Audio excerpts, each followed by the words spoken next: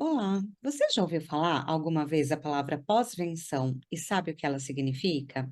Hoje, o nosso episódio vai tratar desse tema muito relevante quando falamos sobre o luto na morte por suicídio.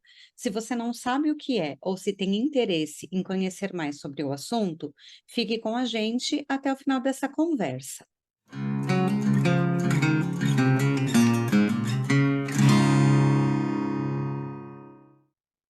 Oi, eu sou a Patrícia Campos.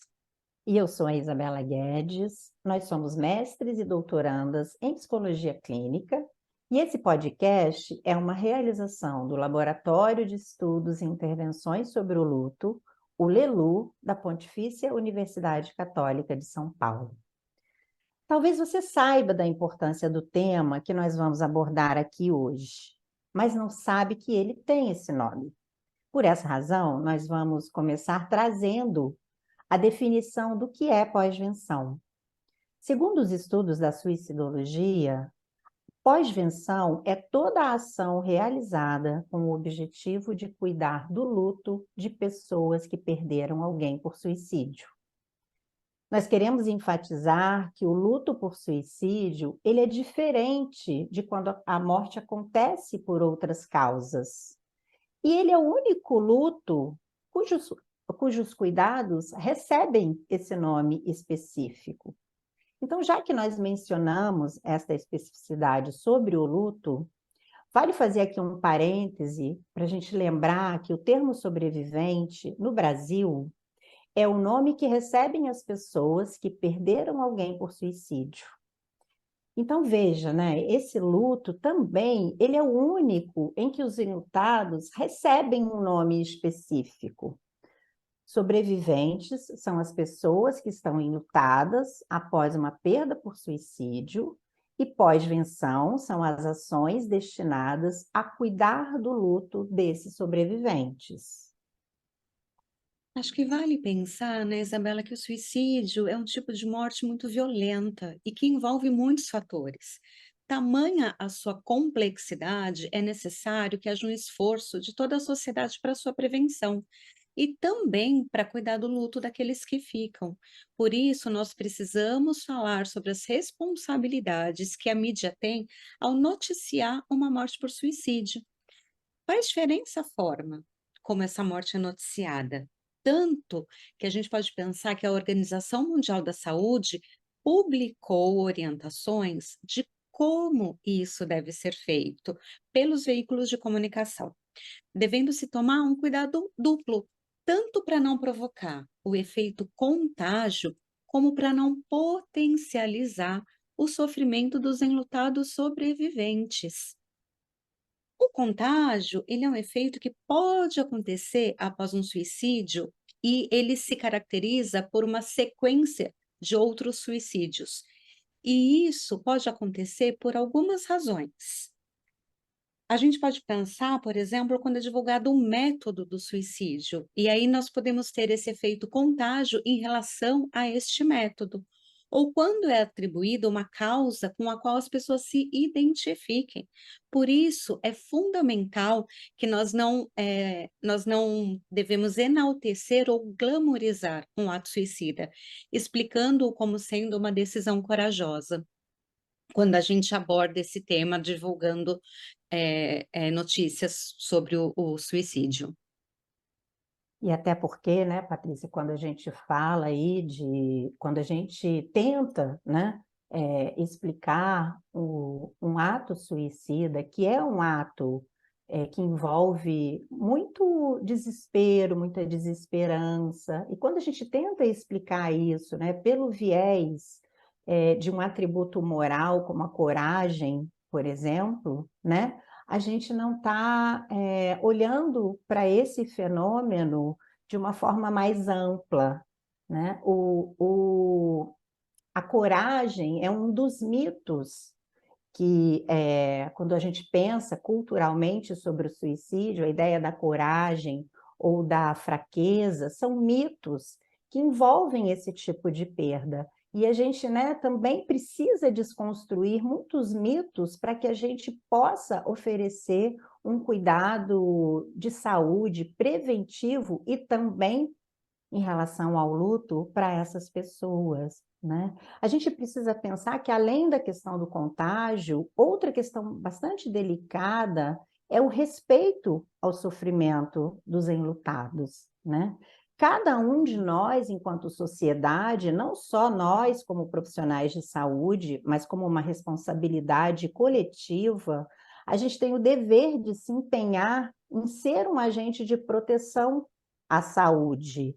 E isso pode ser feito em diferentes níveis, ele pode ser feito por, né, por pessoas que têm diferentes profissões e diferentes papéis na sociedade, né? A gente precisa, acho que sim, se empenhar nessa desconstrução de mitos e nessa responsabilidade coletiva, principalmente para oferecer apoio àqueles que estão num período de maior vulnerabilidade, né? Nós podemos nos apoiar em tudo que a literatura já nos descreveu a respeito, né, da vivência do luto por suicídio, das características que esse tipo de morte traz para a vivência do luto, mas também a gente pode se apoiar nas nossas experiências clínicas para afirmar, né, que perder uma pessoa querida por suicídio é um fator complicador para a vivência desse luto, né? E que coloca o enlutado sob alguns riscos. Risco de saúde, ou risco também de fazer uma tentativa, né? Quando a gente chama atenção para essas particularidades, a gente precisa, talvez, perceber, né, que tem complexidades presentes na morte por suicídio, né? E que a gente, compreendendo melhor essas particularidades, a gente pode agir também com mais eficácia, com mais assertividade, né? Pensando ainda sobre o efeito contágio e nos sofrimentos que os enlutados vivem e nos riscos à saúde a que eles ficam expostos, a gente pode entender, por exemplo, né, que noticiar o suicídio deve ter um cuidado redobrado quando a morte é de uma pessoa pública, de uma pessoa famosa, né? É importante dar ênfase a este ponto, porque uma pessoa famosa, que muitas vezes pode simbolizar, né, uma imagem de alguém que teve sucesso, de alguém bem-sucedido, que não deve ter uma glamorização em torno deste ato, né? O fato da vida ter sido uma vida pública não significa, né, que a gente não vai ter um cuidado muito importante para respeitar a forma como essa pessoa morreu e respeitar como os enlutados recebem essa notícia e como essa notícia, né, pública vai afetar a forma como esses enlutados, né, vivem essa perda. Então, né, o que a gente não deve fazer quando o que a gente deve tomar cuidado, né? O que a OMS vai nos orientando sobre essas notícias? Detalhes sobre a morte, qual foi o método utilizado, né? Resguardar imagens do corpo ou a busca por culpados ou por uma única causa, né? Destaque para essa notícia numa primeira página de um jornal de alta ou numa revista de alta circulação. Tudo isso não deve fazer parte da notícia de uma morte por suicídio. E eu fico te ouvindo, Isabela, e fico pensando assim, o como é importante a gente respeitar também a privacidade dessa família que perde alguém de uma forma tão violenta, tão trágica, e vive aí o seu processo de luto, né? Então, a importância de não serem divulgados detalhes que a família não tornou pública, de não se divulgar cartas de suicídio, vídeos do suicídio, né, a gente está pensando em coisas muito delicadas e hoje com esse advento e essa facilidade de publicar as coisas nas redes sociais, a gente precisa redobrar os cuidados, redobrar as orientações para que as pessoas elas saibam aquilo que elas estão fazendo. né, para que as pessoas possam atuar com responsabilidade, principalmente pensando nesses 2 aspectos que a gente trouxe, as possibilidades de contágio que elas acontecem e esse respeito a essas famílias, a essas pessoas que estão vivendo seus processos de luto e precisam ser cuidadas, respeitadas e resguardadas, né. Então, penso que é muito importante a gente observar o como é importante que a gente divulgue as cartilhas com as orientações da Organização Mundial de Saúde, porque muitas das pessoas elas não sabem como divulgar e a gente tem um material importantíssimo construído justamente para oferecer as orientações nesse sentido, né. Como é que se noticia, quais são os cuidados quando a gente compartilha em uma rede notícias sobre suicídio. Hoje a gente já tem orientação, inclusive quanto ao vocabulário que a gente usa. A gente não diz a pessoa que cometeu suicídio, a gente vai dizer a pessoa que morreu por suicídio. A gente não vai dizer um suicídio bem-sucedido, e sim um suicídio consumado, né. Então são aspectos muito importantes quando a gente trata, quando a gente aborda um tema tão delicado, de tanta complexidade, que envolve uma multifatorialidade muito grande, né, são muitas dimensões afetadas, atravessadas por essa experiência.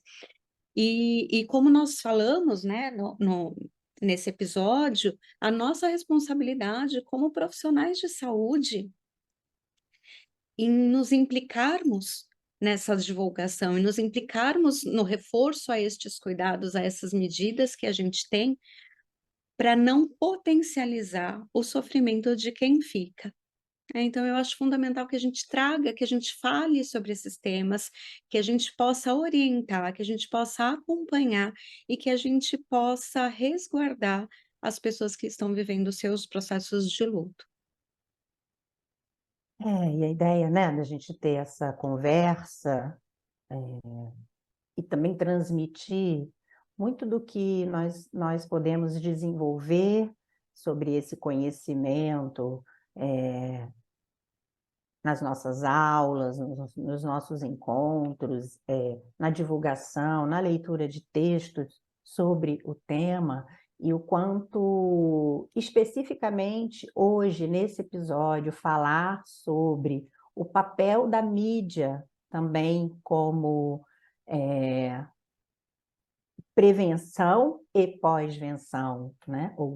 O Schneidman, que é um suicidologista, né, que foi quem fundou esse termo da pós-venção, ele é um psiquiatra da suicidologia dos Estados Unidos, ele definiu a pós-venção como uma prevenção para as futuras gerações, para a gente, né, poder alcançar a dimensão e a importância desse trabalho e o quanto ele precisa chegar cada vez mais a mais pessoas. E acho que um pouco, né, de nós estarmos aqui compartilhando, o desenvolvimento dessas ideias e desse trabalho, é também uma maneira de fazermos, né, com que mais pessoas possam buscar essas informações na internet. Então, né, nós acho que estamos chegando ao fim, e ao final dessa conversa, desse episódio. Nós esperamos que você tenha aproveitado essas informações e que, portanto, possa passá-las adiante, divulgando aqui, né, os episódios para as pessoas que possam, se beneficiar. E também, né, lembrando que ao final de cada episódio tem outros aqui que estão sendo falados sobre esse tema do luto por suicídio, abordando outros aspectos dessa experiência, e no final de cada um deles vocês podem encontrar aí os canais de ajuda, né, principais que nós temos, o CVV, o Mapa da Saúde Mental, o programa Pode Falar, da Unicef, que também são gratuitos, são todos ali disponíveis, né, através de sites na internet, e que qualquer cidadão pode ter acesso a esses trabalhos. Muito obrigada e até a próxima. Obrigada, até a próxima. Então, finalizamos agora este nosso programa, esta apresentação com os episódios gravados pelos alunos do Lelu e esperando que tenha sido benéfico para todos e tenhamos trazido conhecimento, orientação e que possa ser muito importante na vida de vocês, quer seja profissional, quer seja pessoal. Então, a gente se encontra em outras ações do Lelu que irão acontecer. Morning, we can all start again.